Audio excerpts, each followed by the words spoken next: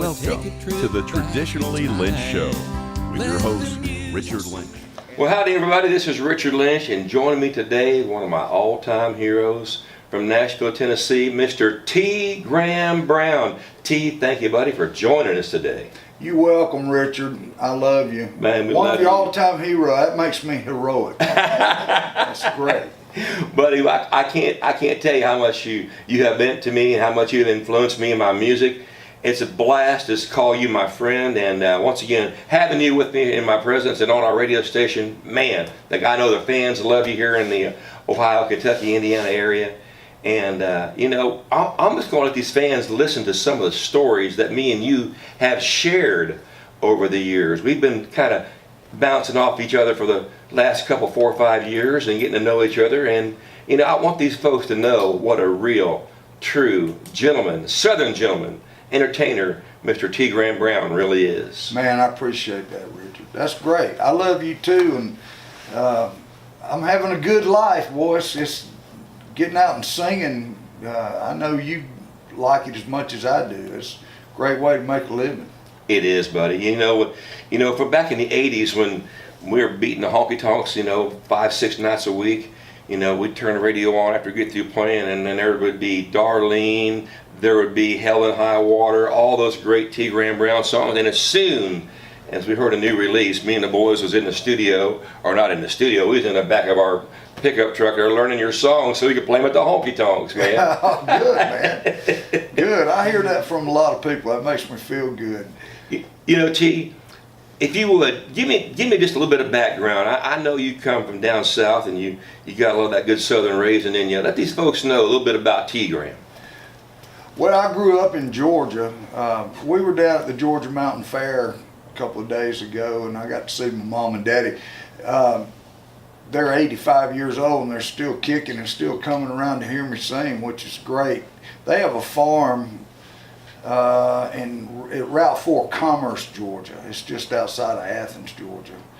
And I went to school in Athens, went to the University of Georgia, and my daddy, both sides of my family are farmers. And I did my main growing up down in South Georgia. My daddy moved us down there and he built a grain elevator. So I grew up working at a grain elevator and had a great childhood down there. It was a little town, 300 people lived there. Went hunting and fishing just about every day. I put my, it's back when you could ride your bicycle around, you know, kids don't much do that anymore. They had us driving by the time we were 10, you know, pickup trucks full of feed, taking them one place and then another, and the state patrol let us all drive. I mean, they would see, you could barely see over the steering wheel, so they knew when you were little. But down there, it's like if you're doing farm work or working for your family, it's okay, you know. The law kind of cuts you some slack as far as that's concerned. But I used to put my shotgun and my rod and reel over the handlebars of my bike and just head out a dirt road, you know, to the woods somewhere. And that was the way I grew up. Playing baseball, we had a little somebody had a yard. We thought it was so big. I went back down there a couple of months ago, and that yard looked so little. But when we were little, it was huge. You know, to hit a home run out of that yard was a big deal. But gosh, it's so small. And the house that I grew up in, I thought I'd never get that yard cut.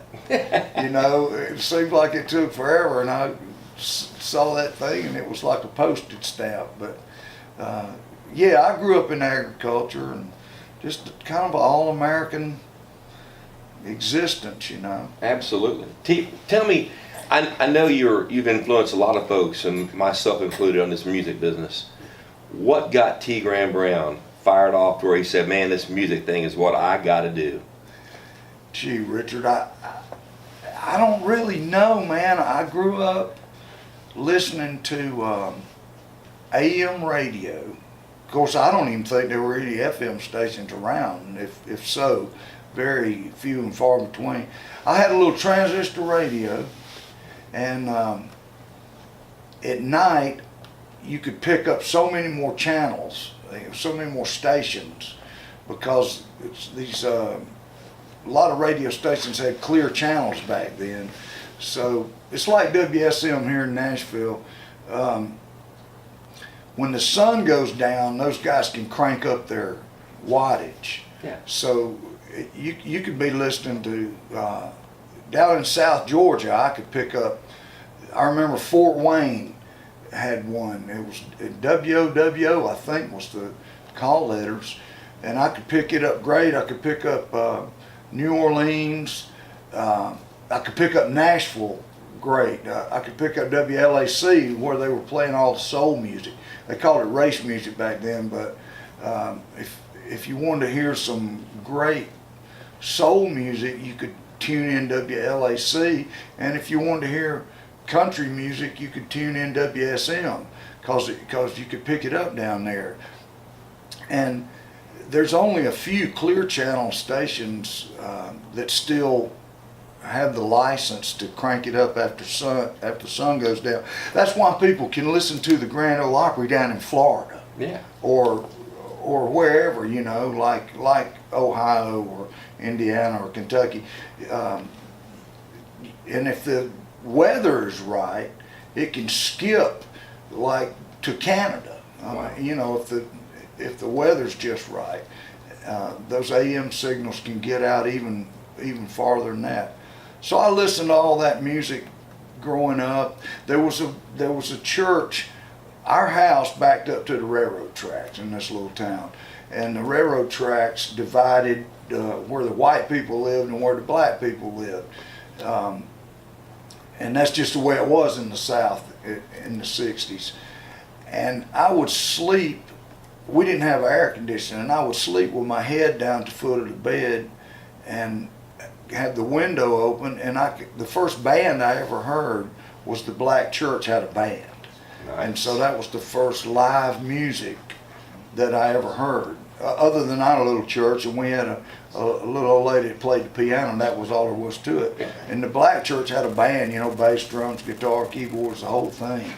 And so I think that had a influence on me as far as live music goes. And then I just sang, man. I would just walk around singing, man. I can just remember just always singing. I don't think I had any big dreams about being a singer. I can't really remember that. I always wanted to be a baseball player, so I didn't really think about, you know, being a singer. And then when I got to be college age, I went to the University of Georgia, which was right there in Athens where I'd gone to high school, and I just wanted to play ball, and I got over there and I didn't get to play. I don't guess I was good enough, and I had, you know, when you're in high school, at least at our place, when somebody's mom and daddy would go out of town for the weekend, let's say, we would go over there and have a party. And then clean it up after the party, you know, clean it up great so the folks wouldn't know that we'd had a house full of kids over there, yeah, drinking beer and having a party. That ain't just a Southern thing now, you know, that's everywhere. So we did that, and at those parties I had a buddy of mine that could play the guitar, and he'd bring his guitar and we'd sit around and sing for our friends. And I guess we were kind of known for that. And when I got into school at the University of Georgia, I got frustrated about not being able to play ball. And a friend of mine from high school worked at a Holiday Inn there in Athens and said, man, you know, there's a bar upstairs that nobody's ever in. I don't think the thing was ever even really open. And he said that maybe I can get you an audition and see if y'all can, they'll hire you to sing. Well, we didn't know anything about it. So we said okay, and we went over there one afternoon and sang for this man, and he said, I'll hire you. You know, we weren't even prepared for that. And all of a sudden we had a job, if we wanted it, singing from Tuesday through Saturdays. And I went to baseball practice that afternoon. That was in September, I remember. We were having fall practice. And I went in and I told my coach that all I'd ever wanted to do was play baseball. But I wasn't getting to play. I was frustrated, and I had this offer to sing, and I could make $150 a week singing. I asked him what I ought to do, and he put his hand on my shoulder and looked at me and said, "Well, Tony, if I was you, I would go sing." And that was basically telling me that I wasn't going to make the team, but that got me started singing.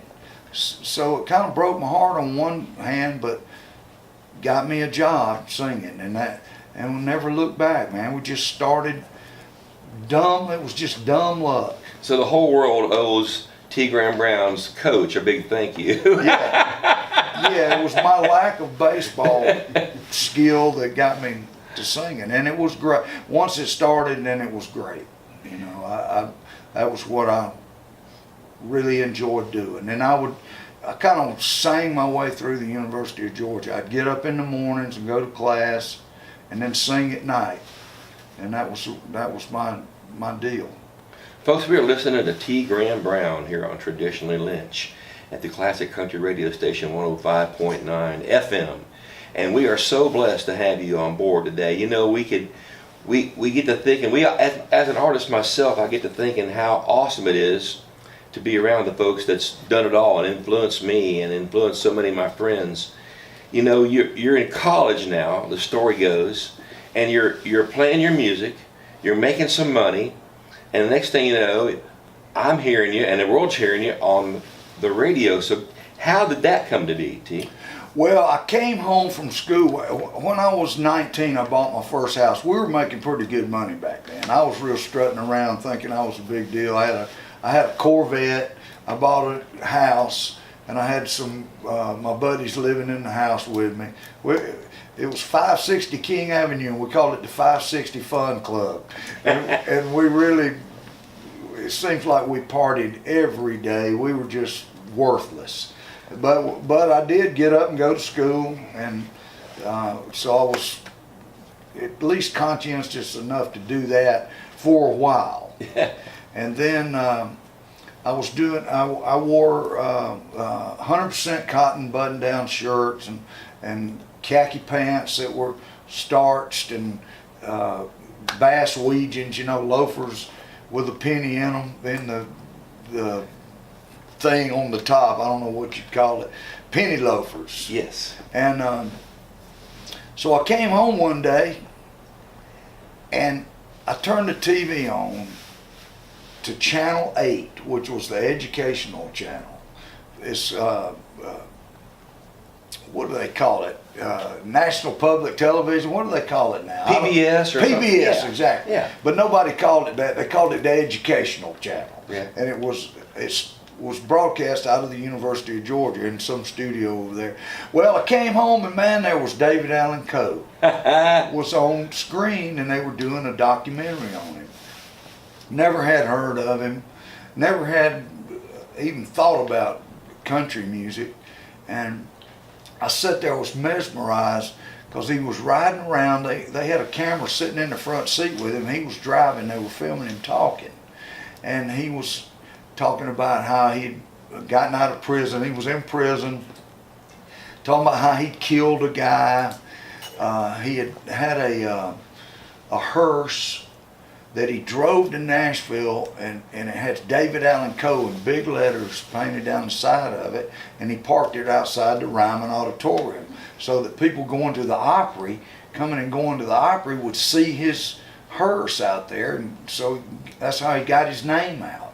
Wow. And I thought, man, I got to be this guy. I'm going to change my whole deal. So I dropped out of school. I grew my hair out long, grew a beard, got an earring, and I just thought I was a regular David Allen Coe, man. I was David Allen Cohen it all over the place. So I put this country band together that was just a rocking great band. It was so much fun, and I did that for 3 years, and then Urban Cowboy came out. Wow. And it seems like everybody and their brother put together a country band, and I wasn't unique anymore, so I changed over and put a soul band together right at the height of Urban Cowboy. And I did that for 3 years. I met Sheila and we got married, and she was still going to Georgia finishing up her master's degree. She's got a couple of master's degrees in dairy science and animal nutrition, and she got admitted to the vet school down there, which is one of the best in the world, hard to get into. And she came home one day and said, let's move to Nashville. And I thought, man, what, are you sure you're going to vet school? And she said, well, I can always come back and go to vet school, because if we don't move to Nashville, you're going to always wonder what if the rest of your life. And so she was sweet enough to do that, and man, we were gone. I mean, 6 weeks later, we were in Nashville. I mean, it was like we packed up. We had a 59 Ford station wagon and a 63 Volkswagen, and we packed them up, and here we come to Nashville and started all over. She got a job waiting on tables at night, and during the day she worked at a department store here in Nashville.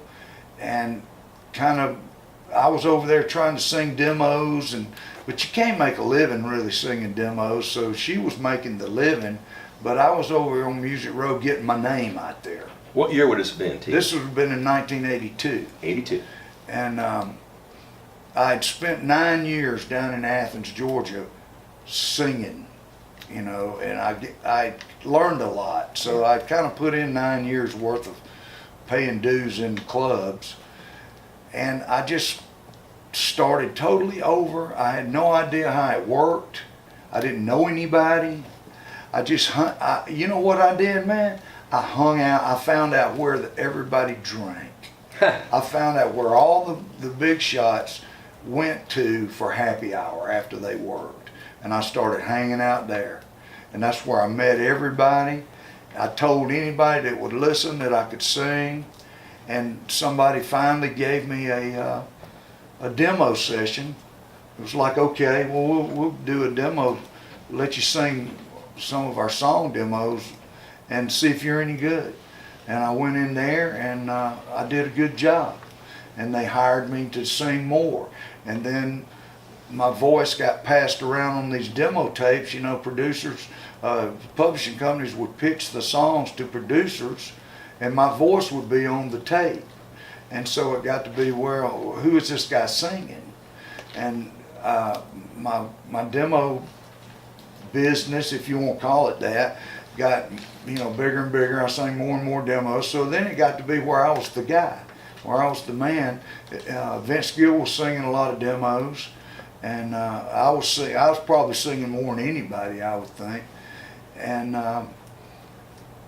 finally, I was singing a lot at Tree Publishing, which was a big publishing company, the largest independent publisher in the world. It's now owned by Sony. And there was a guy over there named Terry Choate that produced all their songwriter demos. And so I got to know him, and he got to know me, and he would call me on these demos. Hey T, I got a couple of songs I need you to sing today. And so I went over there a lot for a couple of years. And then Terry got a job at Capitol Records and told them at a meeting, he said, I know this guy, man, y'all ought to sign this guy. And they came to see me at a show. There's a place called the Bluebird Cafe here in Nashville. It's a songwriter place. And I booked the Bluebird. I signed up to sing at the Bluebird, is what it was. I didn't book them. I just signed up to sing there one night and I told Terry I was going to be there, and he brought the right people with him. And I got up and sang, 30 minutes, not, something like that. And after I got through singing, they came up and asked me if I wanted to be on Capitol Records. Well, of course I said yes. And we went in the studio, man, and we cut this song called I Tell It Like It Used to Be. We were looking for songs. And I had sang the demo on I Tell It Like It Used to Be, and Terry Choate had produced it. Some guys at Tree had written it, and it was still sitting on the shelf.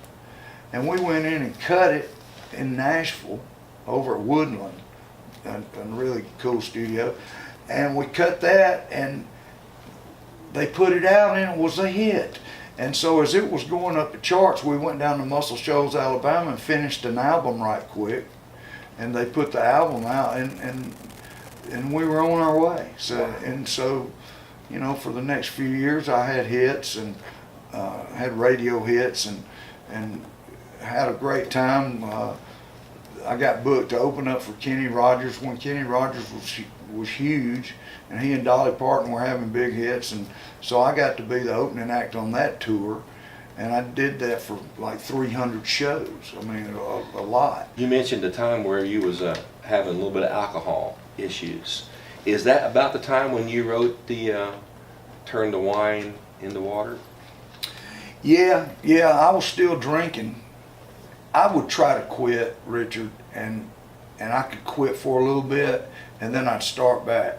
I tell people I'd ride the horse a while and fall off, and then get back on the ride a while and fall off. It took me a lot of tries to stop. I mean, I did everything I could to stop, but I never. It was like Keith Whitley and I came up at the same time, pretty much, and we both loved to drink and do drugs, and we palled around, and it killed him, and I'm just lucky it didn't kill me.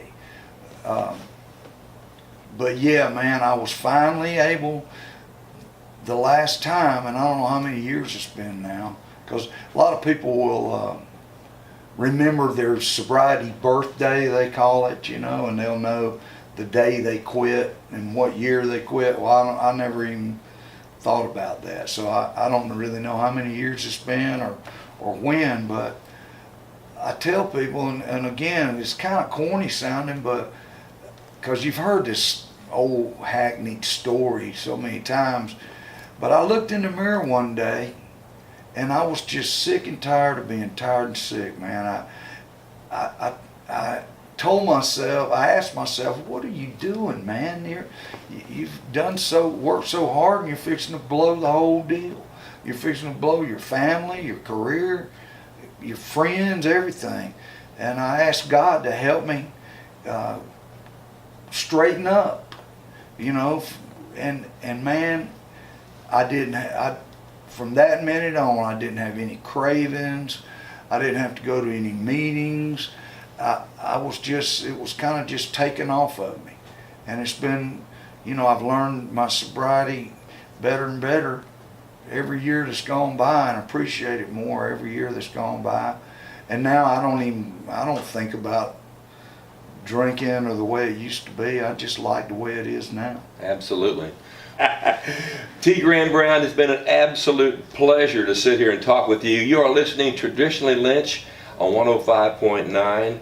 I certainly appreciate your time, and I love the stories. We're going to be playing a lot of T. Graham in the very near future, sir. Well, God bless you, Richard. You keep up the good work, too. You're a fine country singer, and you're a gentleman also, and just keep up the good work. Thank you, folks. God bless y'all. Thanks, T. You're welcome, buddy.